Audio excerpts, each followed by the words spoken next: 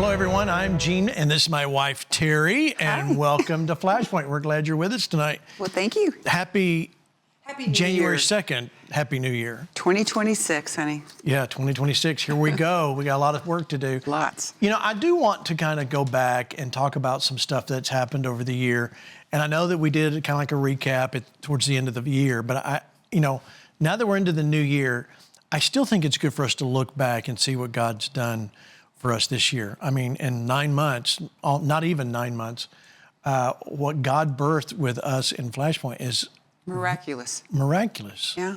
What's been the most surprising thing for you? The timing of everything. The timing of whether it's finances or personnel, or even when we're at different events that we plan months or even a year ahead of time, and there's something major that happened in that area, and we just happen to be there at the exact precise time. So it's just, It's been magnificent. It has been. It has been. All right. So what I want to tell you is that we are just absolutely thrilled that you are a part of FlashPoint. Thank you for being a part, of course, financially, but thank you for watching. And we love reading your letters.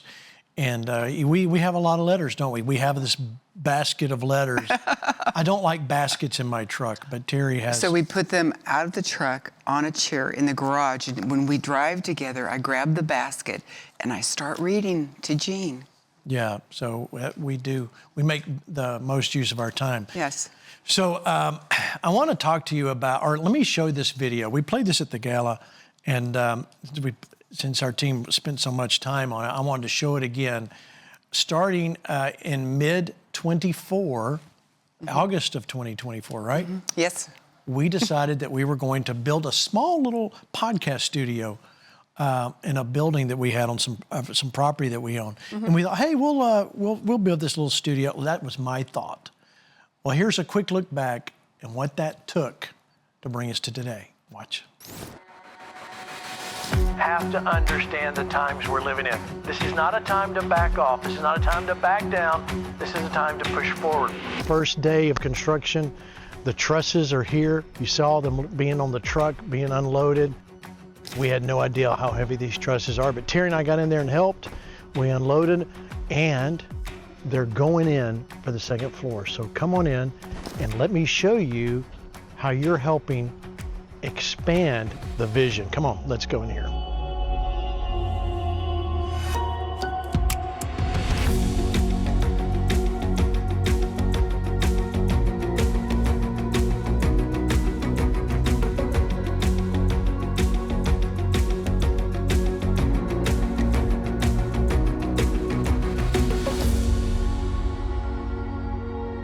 Welcome to downstairs, the studio, Teri. We're actually, as you can see, things are coming along with the studio. Yeah. Sheetrock is on 3 of the 4 walls. The guys have been working hard. We're excited because I never saw it as this big of a project when we started. I was just trying to carve out a little space in here to shoot. But as we got started, faith came.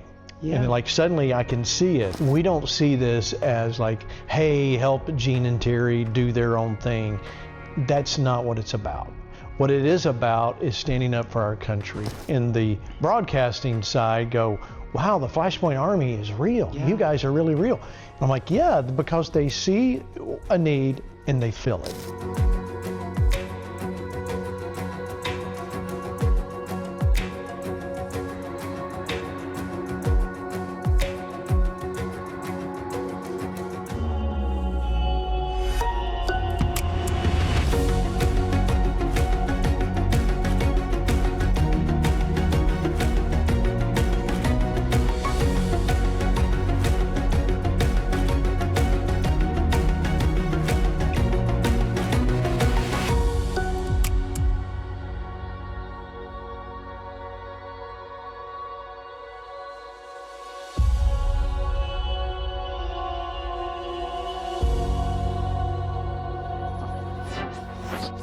We must understand the war that we are in. The enemy's playing for keeps, and he does not want you to succeed.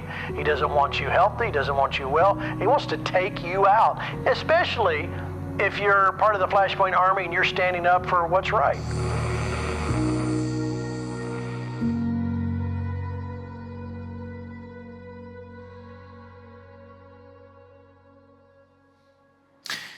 Teri, nobody has any idea how much stuff was really in here. Because the video, we had already cleaned a lot of it out. We had?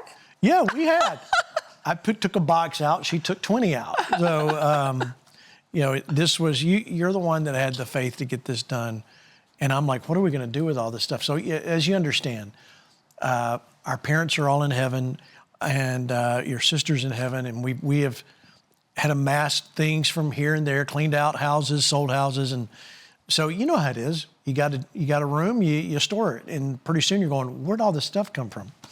And so what I was really hoping was the corner that we're in right now, I thought, if I could just get this corner and a couple of cameras, then we could do a podcast. Mm-hmm. That's what I was thinking. Because at the time we were, of course, we were doing the show over at the Victory Channel. And I thought, we need to do more than just these 2 nights a week. We needed to add a third and fourth night. That's before they added it. And so we were wanting to got to do more. And so we thought, well, we'll just carve out a little bit. And I thought, over here was where we're sitting was all your Christmas decorations. There was a lot more than just Christmas decorations. No, it was all Christmas decorations. So I thought, well, we'll put the second floor in, and I put the lift in so that we could put Christmas decorations up and down, and storage, and make more room. And then Dale came in and said, you know, this will make a great control room. Mm-hmm. Like, control room? I'm talking about like a little couple of cameras down here and make this work. And I'm like, well, you know, that's right. Let's do it. Let's make it happen. And we had no idea what God had planned. No. But we just kept putting one foot in front of the other. And we still do. And talk about, I want to let them hear your take. Recall those months and what it was like. Well, for starters, Gene knew when he was working at the Victory Channel, he knew 2 nights a week wasn't enough. And it was really kind of grievous because we'd get all your mail and we're thinking to ourselves, how are we going to do this? And that's when we started doing social media hits and things because we felt like there was so much more going on and people need hope. And people need the truth from a biblical perspective. So we knew that there was a need there and it was really bothering you that you couldn't do more. We just didn't have an extra programming. So we had 2026, the beginning of the year, but we've been doing vision boards for years. And so I put on a vision board, I put a studio, and you looked at it like, I don't know. And it was a news deck is what it was. And so we just started looking, and then we were taking a walk and found a builder. Now, let's stop right there before you kind of breeze right over that. It was so, not that I didn't want it. It's just like, how in the world are we going to do that? How in the world are we going to, that'll be a miracle. That's pretty much where my head was at. And very much, too, it reminds me of we just prayed with somebody a couple of times that had a diagnosis of cancer, and they've had cancer before. And when we prayed with the individual, they really wanted to believe that it was a possibility, but you could tell they were struggling really hard. And so we just prayed with them, and when the results came back, and there was from 8, 10, and 12 centimeters scan 2 weeks later to there's nothing, and it was just like that. We really wanted to believe that this was a possibility, but it was really outside of our faith level.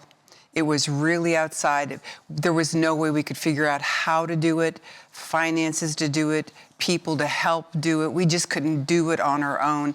And so many times I think in life, especially as you're going into the new year and you have dreams and you have visions and you have hopes, what you have to remember is sometimes they're just not in a calendar year.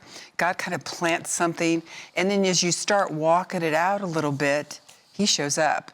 And then we would also pray all the time, Lord, we want to do what you need to have done. We don't necessarily want to do what our plans are.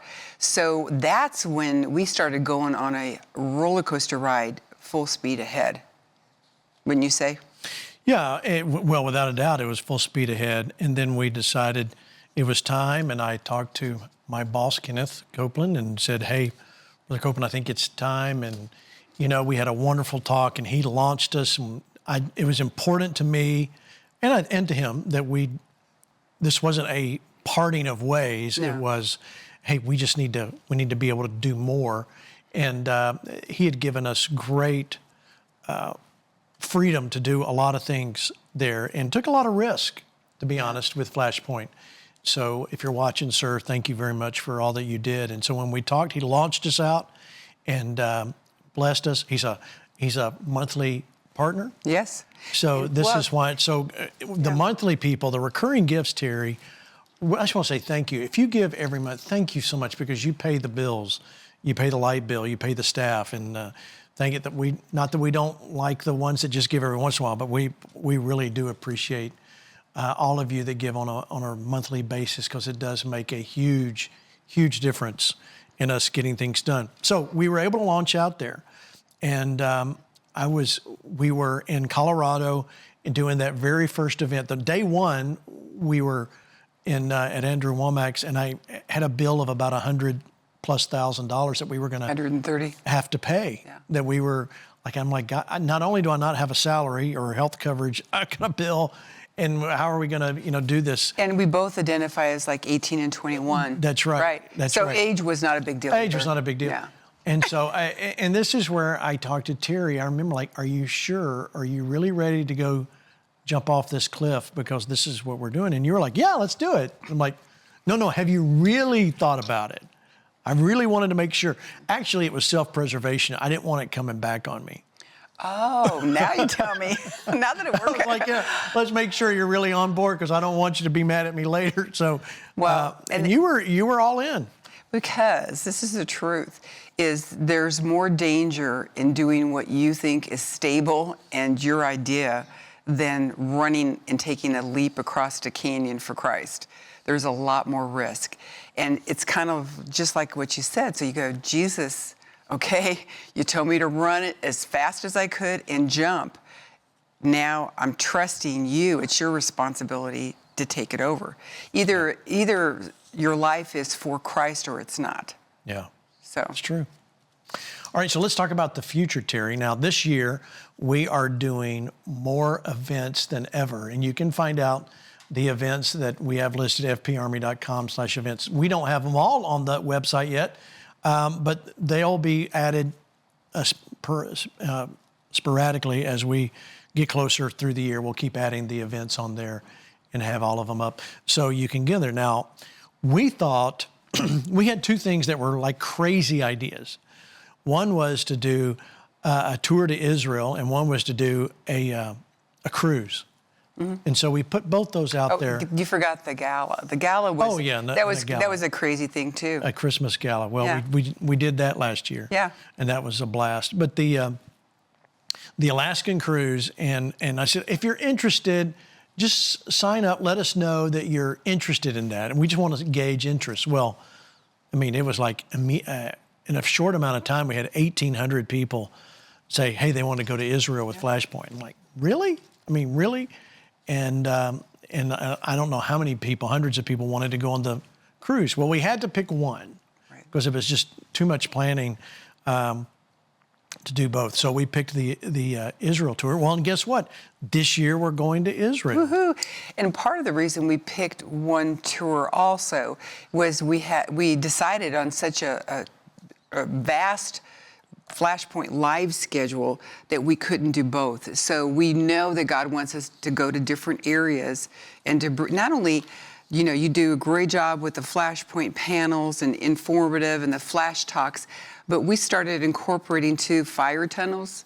We started incorporating baptism, communion, and it's just kind of really a fun mix, but we really like to get out there and see and meet you all. And what we find out is if you're a lot like us in the fact that sometimes maybe our relatives and friends that used to like us and want to hang around us, maybe they don't feel really comfortable about our stance. Really? And so we find that FlashPoint family is our family. True. And you get together with people that have like like-minded things in common. And not only that, too, is a passion for the Lord and His purposes. Yeah, without a doubt. All right, so let's talk about, so we're doing our tour to Israel. We're kind of pushing we're not taking it off. We'll do the cruise, but we'll push it off to 27, see if we can get it in 2027, because you don't want to go, at the wrong time of year. And any of those of you that cruise know exactly what I'm saying.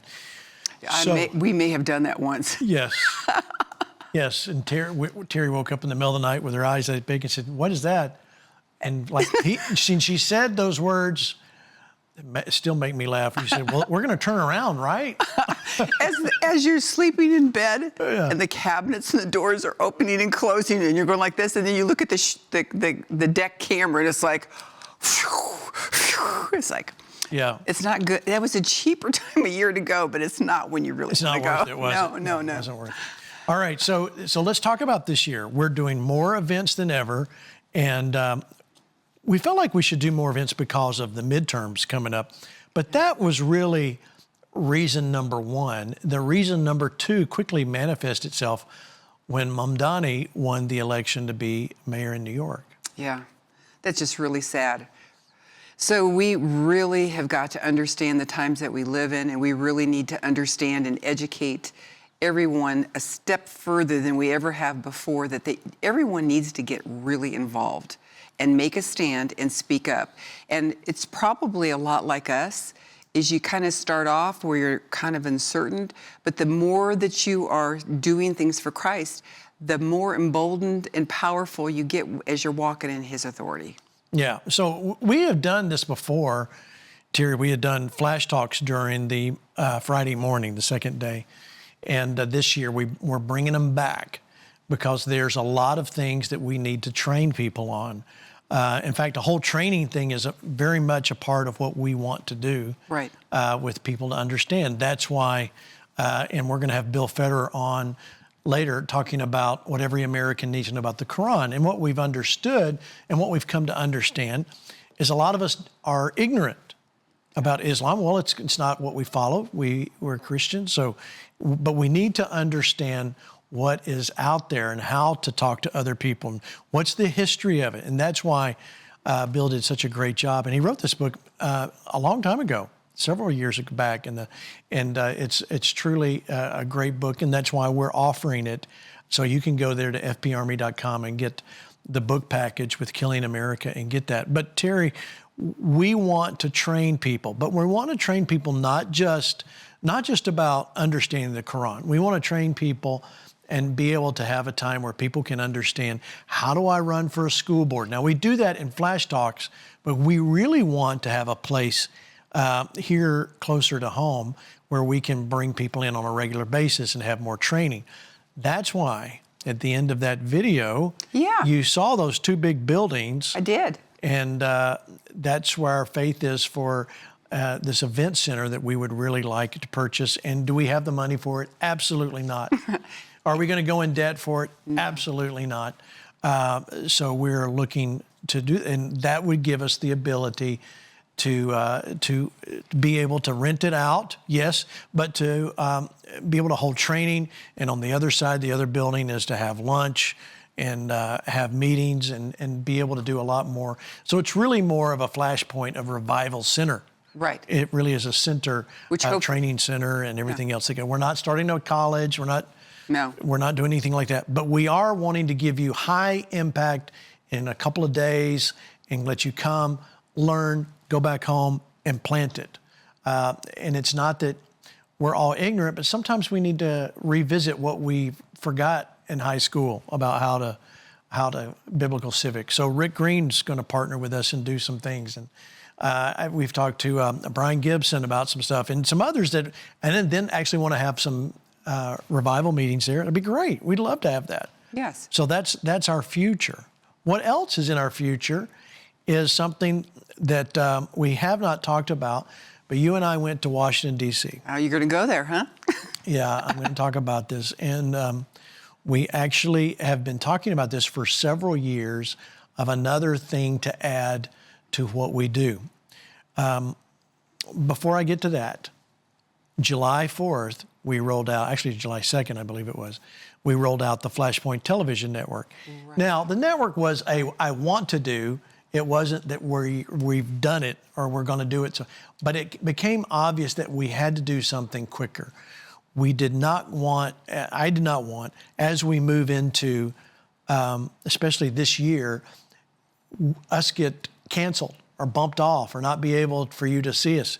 We wanted to create a place where everyone could go watch. So we're adding airtime and adding other like-minded programmers, people like Nate Schatzline, people like John Amanchukwu, people that are like the Cedras that think like we do and understand that we can stand behind and that you can see programming like that, as well as family programs. So this is not a Christian network, so to speak. This is a news and family network. So you say, why is it news and family?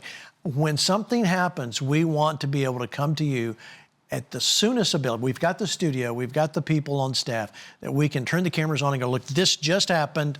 Let us show you what's going on. And we can be your source. So many of you have told us, you're the only news I watch. And I'm like, thank you, but there's so much more out there you need to know. So we need to do that. So that was the network side. Okay, so that was that we launched. It's growing by leaps and bounds. So what's the difference between the network and the show? Well, the network is 24 hours of programming. The network is not funded by donations. Okay. The network is a totally different company. It's got the FlashPoint name, totally different company, and we sell ads and we sell the time on there to other programmers. But we can put what we want on that network. Right. So I'm not raising money for you to donate to the network. It's for the FlashPoint show, not FlashPoint trying to be a Victory Channel or a Daystar or TBN, which they're great. That's not what we're called to do. So that's what we. So when you give to FlashPoint, what you're giving to is the studio construction, it's the live events, it's the programming, it's the salaries, the outreach, all the different things that we've always done and continue to do. And the network is something additional God's put on our heart so that we can address this. We call it the 9 mountains because we've added 2 other, which is medical and technology, but so that we can learn how to be the best of the best in each and have programming that show you that from each of the 9 mountains, how that we can get educated and we can participate and take back our culture. So it's not just revival, it's reformation of our culture back to biblical values. That's right, absolutely. So we went to Washington, D.C. a few months ago. And back in 2025, and we met with some people, and I'm not going to say who they are, but we met with some very well-connected people right near the Capitol, and because we also want to be able to have an impact on politics in America that isn't just doing what we do. We have to preach and teach and do all that stuff, but we also have to do the training, like we talk about. Another aspect is to have a political action committee. And so the PAC is what we want to do, is really establish a Flash PAC. And so that's, again, you can't donate, you're not given, when you give to FlashPoint, you're not given to the PAC. That's something totally different. It's not out there yet, it's not done yet, but we will be pushing in that area so that we can help shape politics and help fund people that we agree with, people that are going to stand up that you agree with. So there's so understand FlashPoint, the TV show, FlashPoint, the network, and then FlashPoint Political Action Committee that is able to really affect politics in America. And that's something that we want to be able to push into. We're not there yet, but we will be. Yes, and when you think about it, what you've been doing and that's what everybody's been talking about. How can I make a difference? How can I do more for Christ in our culture? How can we change things? And everybody's asking, and that's a little bit of what you've done when you've been writing the letters, okay? When you've been giving to a certain group for street people or whatever you're doing. So now you can have more of an educated push and more of an impact, because we will be more organized so that you can really make a difference in your city, in your county, in your state, in the United States of America. So that, and you know, how many people call us or text us going, who do we vote for? Well, that would give us an avenue to help get more information like that to you all. Yeah, it's going to be great. So that's just a little peek behind the curtain. There's much more we want to do, and of course, new programming we want to talk about on the later network. On the network. But as we move down this path, we're going to do it together, and we totally honor you and thank you for all your help with helping FlashPoint make the jump to go independent this year. And it's good for us to take a look back and see what God has done. Now that we've done that, we're going to launch headfirst into the future.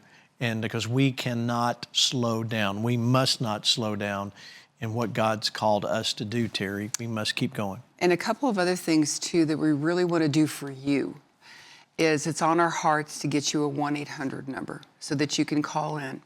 And it's also on our heart to go 5 nights a week. All that does take a little bit of money because that's an extra night, extra people, extra airtime. So those are some more things that we really think will affect you positively that you've been asking for. That's our heart's desire.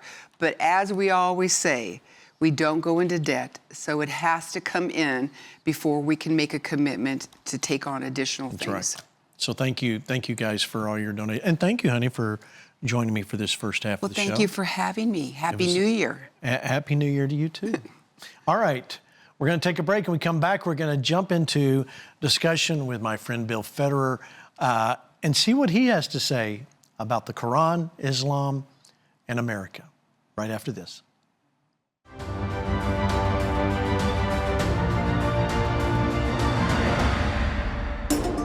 Step into the land where the Word became flesh. In April 2026, join Gene and Teri Bailey along with FlashPoint guests you know and love for a powerful prophetic journey through Israel. We're coming to Israel, and I promise you, you may have been on a tour, but you've never been on a tour with FlashPoint. Worship where heaven touched earth. This isn't just a tour. It's an encounter with God in the land of miracles. Space is limited, so reserve your spot today. Kick off your 2026 with FlashPoint in Houston, Texas, January 8th and 9th. Join Gene Bailey, the FlashPoint team, and a selection of influential speakers at the Church of Champions for 2 powerful days of bold voices and unshakable truth as we bring insight for this time we are in America. Register for this free event at fparmy.com/events. When you show up in FlashPoint gear, you're more than a fan. You're part of the Army. Rep the voices you trust and the truth you believe in. FlashPointStore.com has new merchandise. Gear that sparks a conversation. Let the world know you're standing strong, always to the right of center. Make sure you wear FlashPoint. Always show your colors. Shop the collection now at FlashPointStore.com. Don't just blend in. Stand out. Be part of the Army. FlashPoint is growing, and it's easier than ever to tune in. All your social media, spread the word far and wide. You've got options. Catch the show on your favorite faith-based networks. Stream every episode on YouTube, Rumble, Facebook, and Roku. For a full list of where to watch, go to fparmy.com/media. And be sure to follow us on Rumble and YouTube for the latest episodes. Truth is broadcasting further than ever. This is FlashPoint.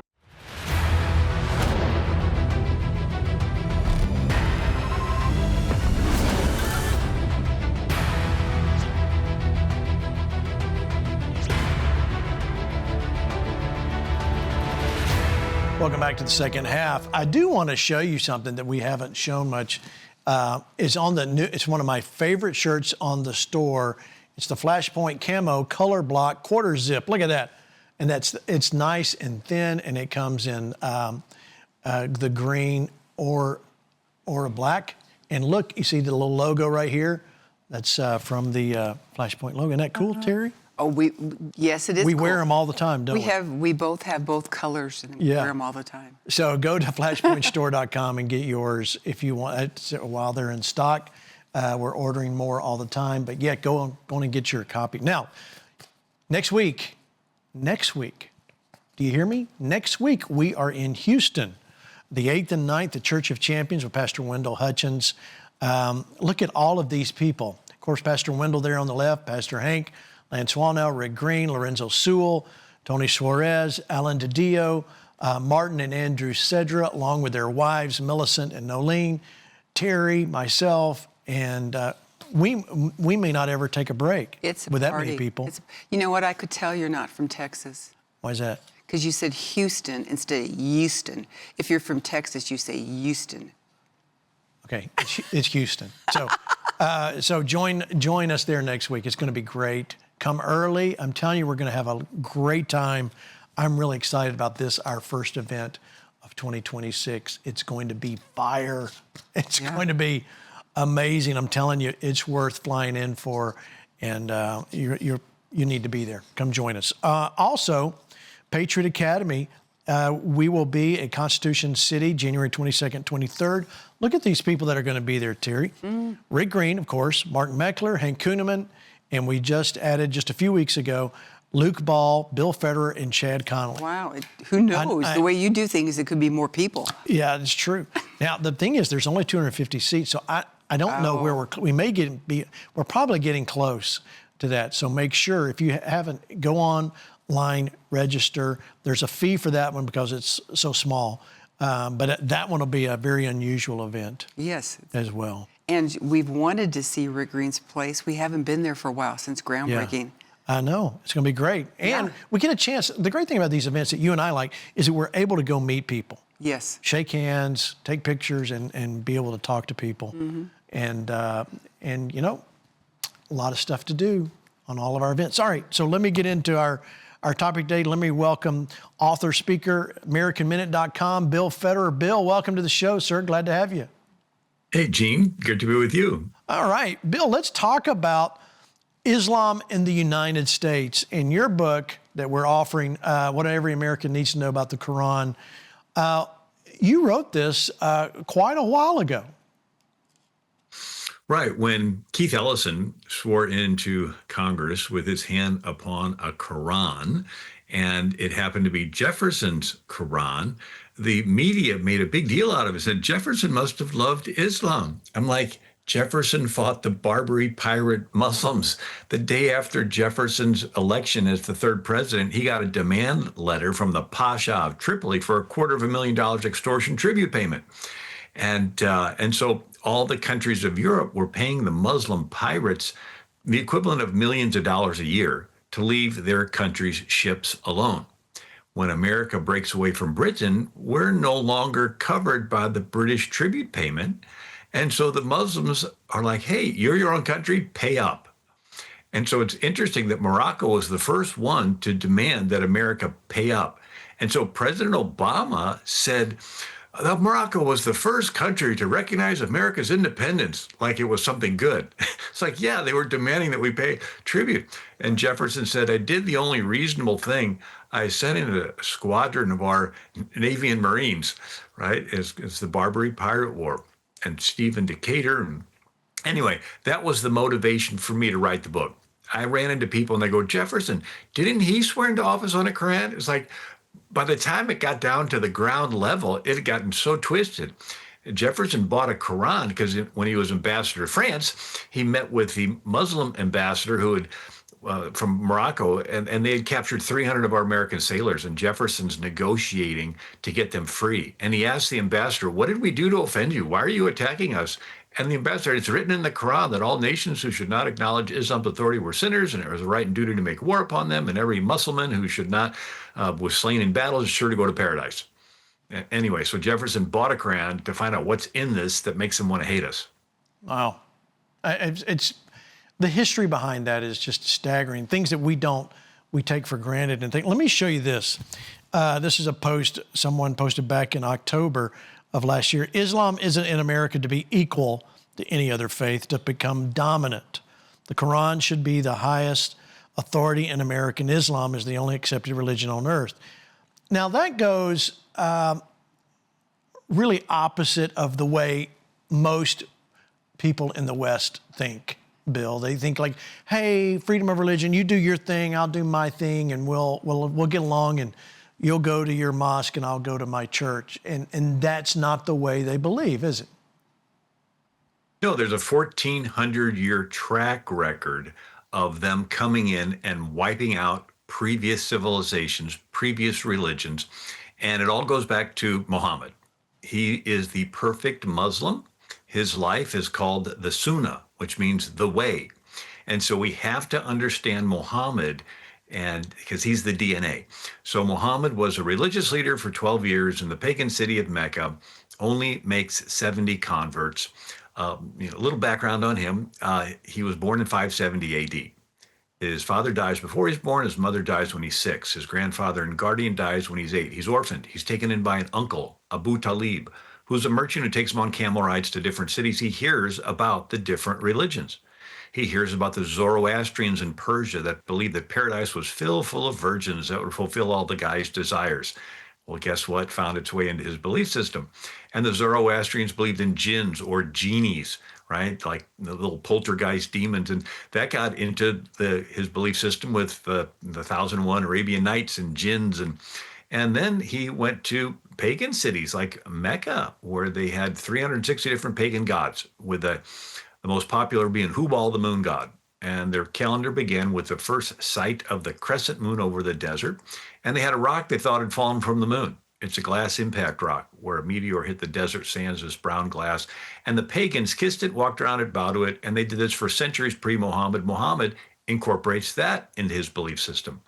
And then there's Manichaeism. This guy, Mani, in the 5th century, took little things out of different religions to create his own. And from his point of view, he was extracting the truth out of the different ones. And a follower of Manichaeism was St. Augustine, till he met the guy and realized he didn't know what he was talking about and spent the rest of his life debunking Manichaeism. But Muhammad heard about this guy that says, hey, there's a little truth in everything. And then there's the Jewish faith, and some of the oral traditions found their way into Islam. And then there's the Christian faith. And even Encyclopedia Britannica stated of Muhammad, the gospel was known to him through apocryphal and heretical sources. So Muhammad thought the Trinity was the Father, Mary, and Jesus. Nobody explained to him the Holy Spirit. There are Muslims today that think Christians are polytheists, worshiping the three gods, the Father, Mary, and Jesus. Anyway, he was illiterate. He could never read and write, so he never read the New Testament. Interrupt me at any time. I can go on. But there's a movement that swept through Christianity called pietism. Right. Where you'd give away all your money and live in a cave as a hermit.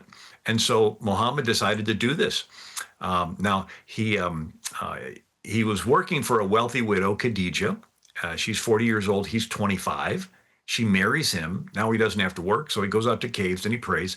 And a spirit appears to him and squeezes him and commands him to read. He said, I cannot read. Spirit squeezed him a second time, said, read. He said, I cannot read. It happened a third time, and it sat on him, and he began to recite. And that's how the verses came to him. He'd get them and then repeat them till he had them memorized, and then he'd teach them to his followers.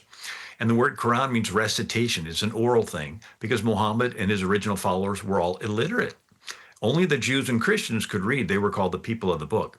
People say, how can somebody that's illiterate memorize all these verses? Well, in Arabic, they had a little rhyme to them, a little beat, very similar to rap music today. Right. So maybe there's a kid in school that can't read, but he memorizes these long rap songs. He goes back to his wife, Khadijah, and tells her that he thinks he's demon possessed. And so she sits him on her right thigh and removes some of her veils and says, can you still see the spirit? He says, yes, over there. She sits him on her left thigh, says, can you still see the spirit? And he goes, yes. So she removes some more of her veils, some more of her robes. And then she puts his head under her shift, whatever that means, and says, can you see the spirit? And he said, no. And so she said, well, it must have been from God because it was embarrassed to look upon me without all her robes on. That was the test. Yeah. That Muhammad used to decide whether the spirit appearing to him is from God or not.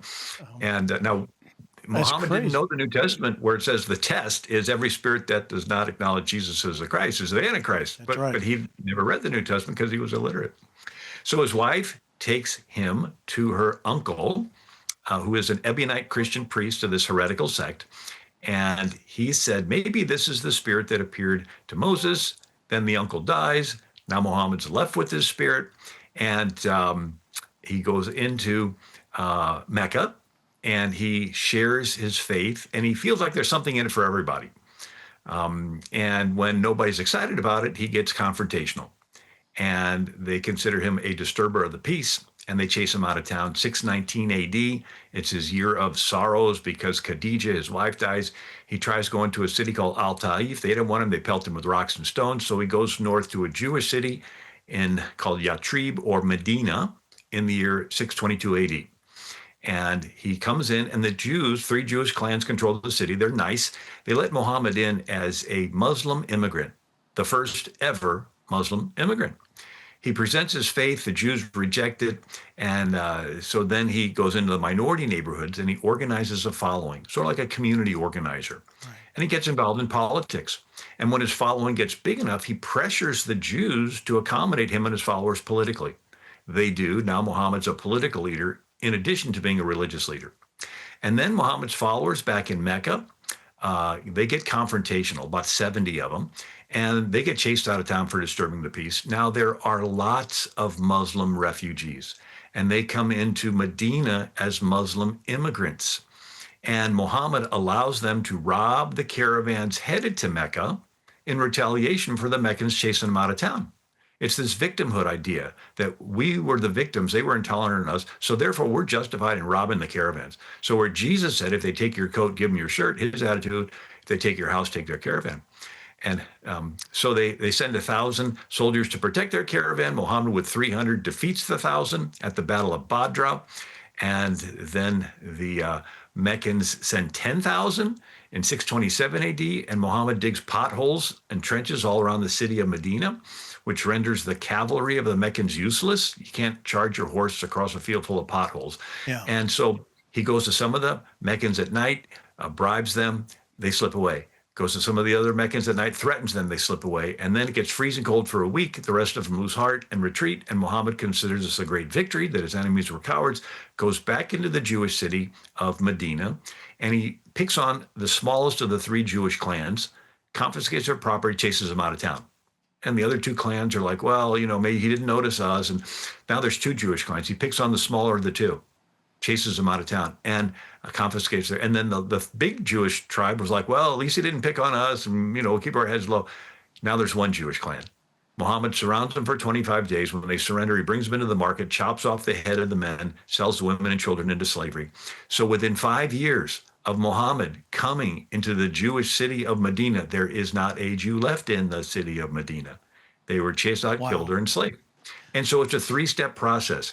Immigrate as a religious refugee into a host country, then increase the number of your followers amongst the minorities in the inner cities and get involved in politics. And then you have random outbreaks of violence, stabbings, and so forth. And the previous inhabitants of the neighborhood no longer feel safe, and they move out. And the Muslims take over the neighborhood. And they do it neighborhood by neighborhood, city by city. And they're still doing that. Still doing that today. 1400-year track record. Still doing that today. In fact, let me show you this clip. This is about terrorism, what you just said. They're commanded to do terrorism. Watch. We're commanded to terrorize the disbelievers. And this is a religion, like I said. Commanded to terrorize the disbelievers? The Quran says very clearly in the Arabic language, Turhibuna. This means terrorize them. It's a command from Allah. And for your information, my dear Muslim brothers and sisters, terrorism, it is part and parcel of Islam. Terrorism is part of the deen of Islam, yes?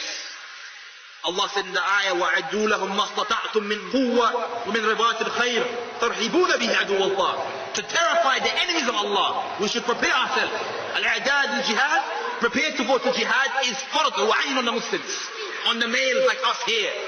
That's why you should teach your son how to ride, how to shoot, because it's the sunnah of the Nabi Muhammad sallallahu alaihi wasallam, and it's fard on you as a father to teach him how to become a mujahid. It's not some new phenomenon to kill the enemies of Allah. And you may say to yourself, no, they're innocent. No kafir is innocent. Innocence, this, abriya is only for the Muslims. No kafir is innocent.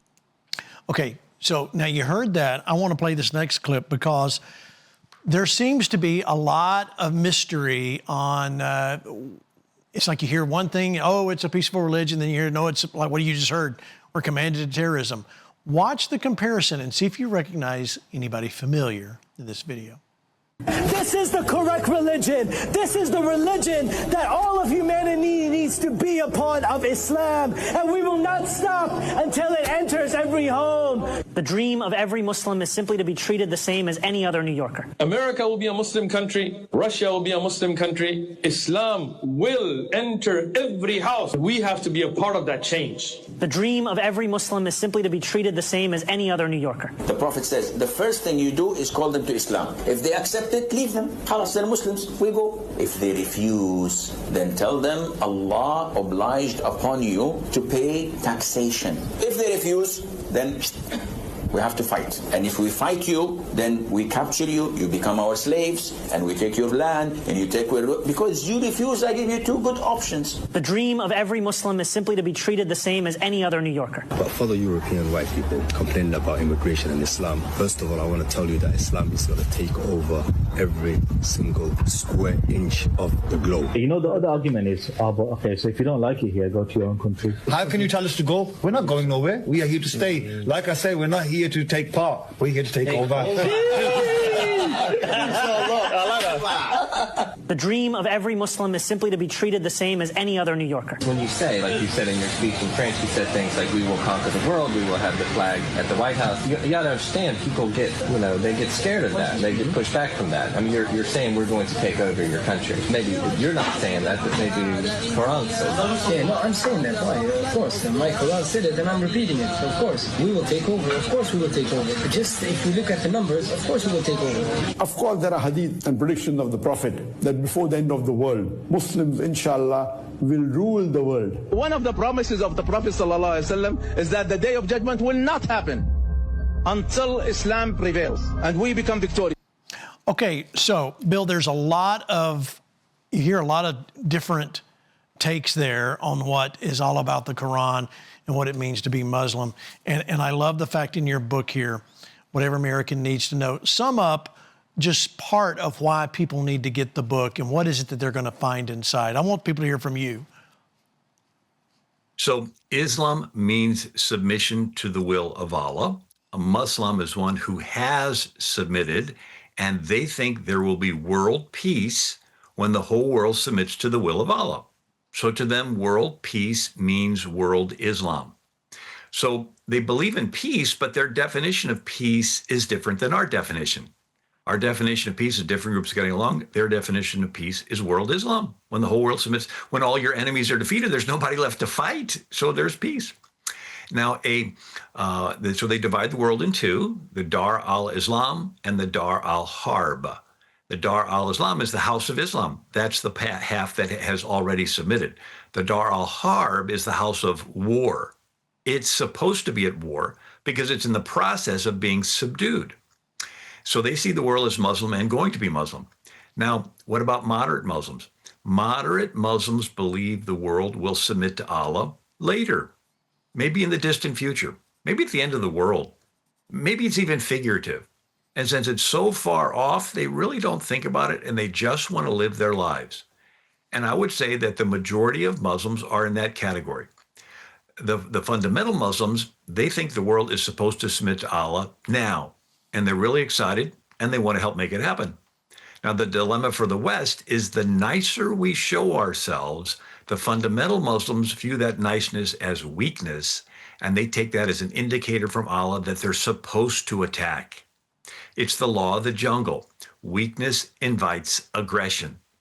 So you have a lion, and it's chasing a bunch of zebras, and there's a weak zebra.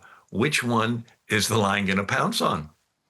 And so the understanding is whenever they would get defeated in major battles, Battle of Malta, Battle of Tours, Battle of Vienna, they retreat and go through a generation of being moderate, thinking, okay, I guess this isn't the right time. But then they do probing attacks, and if they don't get a strong response, they take that as an indicator that Allah wants to get them back into the aggressive mode. So when Trump was elected the first time, and he fired some missiles into Syria, the Muslim world was like, oh, the new sheriff in town. And they back up and says, okay, we're going to have to go into remission. If you've ever had chicken pox and then you get older, and it doesn't go away; it just hides in your cells, but then it comes back as shingles, right? So it's in remission.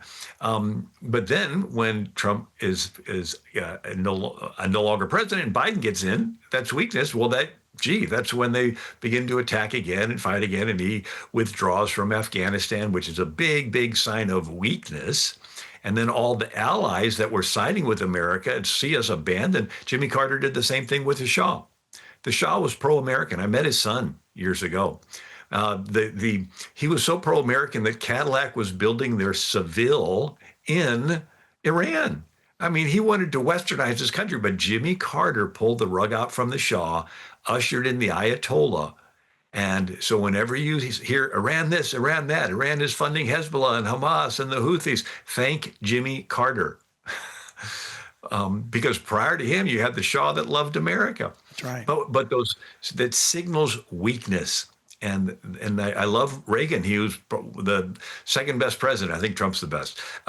But Reagan, I loved him. But when the Muslims blew up the U.S. Marine barracks in Lebanon, the response was to tuck tail and run, just to leave the country. And again, this is a signal of weakness. This is an invitation for them to attack.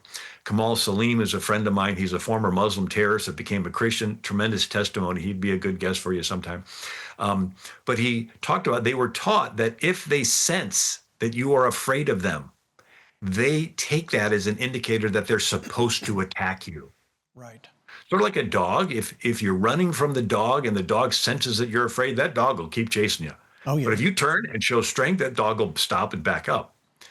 And so that's why over and over in the Bible, it says, fear not, fear not, fear not, fear not, right?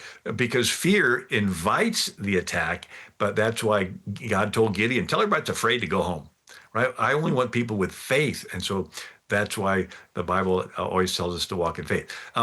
Another part of the book, I compare Jesus and Muhammad. I don't know how much time we have left.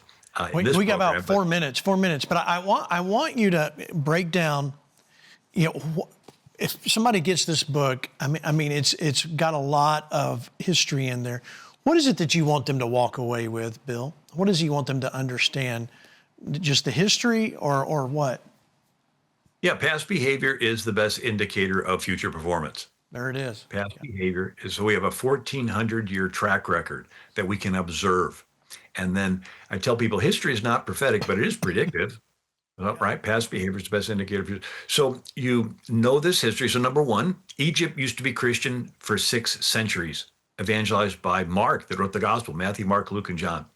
But Amir ibn al-As invades around 640 into Egypt, and the Coptic Christians of Constantinople were persecuting the Byzantine Christians and vice versa. And so the Muslims say, we'll drive out those Byzantine Christians. And once they drove them out, they took over and they cut out the tongues of anybody speaking the Egyptian Coptic language. That's how they brought the Arabic language from Arabia into Egypt. Then there used to be 250 Catholic dioceses along North Africa. But the Christians had taught themselves not to get involved, and the Muslims swept through in 10 years. And then the Muslims crossed and conquered Spain. All these different kingdoms that were Christian, but they never got along. He'd pick off one, pick off another, sort of the same thing like those Jewish tribes. And then they crossed the Pyrenees Mountains, and were finally stopped at the Battle of Tours in 732 AD, just 100 years after the death of Muhammad in 632 AD. And if you read their writings, they say, well, it was all defensive. It's like, how can you be defensive outside of Paris? They think if they feel threatened, then they're okay to attack you. Okay, let me interrupt you. All right, Teri, you had a question or something? Well, what I wanted to say about this book, and I think this is why this is so very critical and important, is that our mindset in the Western culture is totally opposite of what Muslims believe. In order to know how to act, what to do, how to respond to this, then you need to understand how they think and see how diametrically opposed their thought patterns are from our culture. And they don't think the same way we do. So that's why you cannot let Islamic phobic or anything, you've got to understand their strategies, how they think, and what their plans are so that you can ward off the attack. That's right. That's so good. That's so good. Go ahead, Bill. It's very similar. In Arabia, they had gangs. They're tribes. And basically, Muhammad was a gang leader. He just promised booty in the next life, right? You get women, you get rivers of wine, you get the booty. So imagine the Bloods and the Crips just promising that booty in the next life. And so it has that hierarchical mentality, right? If you submit and you join the gang, well, you get to take part in the pimps and the prostitutes. But if you want to leave the gang will kill you. So Islam, right. You're free to join, you just can't leave. And that's so good. All right, so now we're out of time. In the book, I compare Jesus and Muhammad. It is a vital book. People need to have the information that's in this book, and I encourage everyone to contact FlashPoint and order this book. It is totally eye-opening. It's an easy read. They're really short chapters, and I give it from the other side of the window pane. You get to see what the Christian world experienced. That's so good. Now, we've made this a package for a reason, because the book that Teri and I wrote, Killing America, Turning the Tide, and Tsunami of Darkness, we really broke down a lot of what's being attacked in America, the fabric of America. So you learn a lot, not just about Islam. You learn a lot from this. Then this comes along with it, and you understand more about the Quran. Bill does an absolute amazing job breaking it down. That's why we are taking this. And really, Teri, we're really making it a part of what we do all year long, helping people understand. Because they're naive and ignorant. They just don't know what's going on. And this is a glimpse into what is happening and what you need to do to stop it. Without a doubt. All right, so you can go on the website, fparmy.com. It's right there on the homepage, and you can order straight from there. We will get it out to you just as soon as possible. You know, let's pray right now. Father, in Jesus' name, I just pray for every person watching.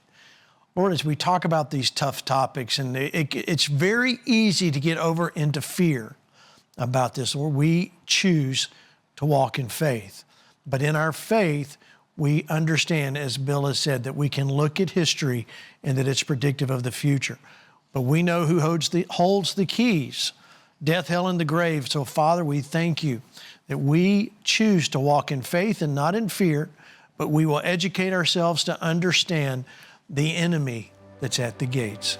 In Jesus' name, amen. Bill, thank you. Thank you so much for being on the show today. And Teri, thank you for being here. Thank you for having me. And I thank you for watching so much that we've covered today. This is a good program to go back and watch again. Go to the website, order the stuff, make sure you get it and get it in the hands of all of your friends.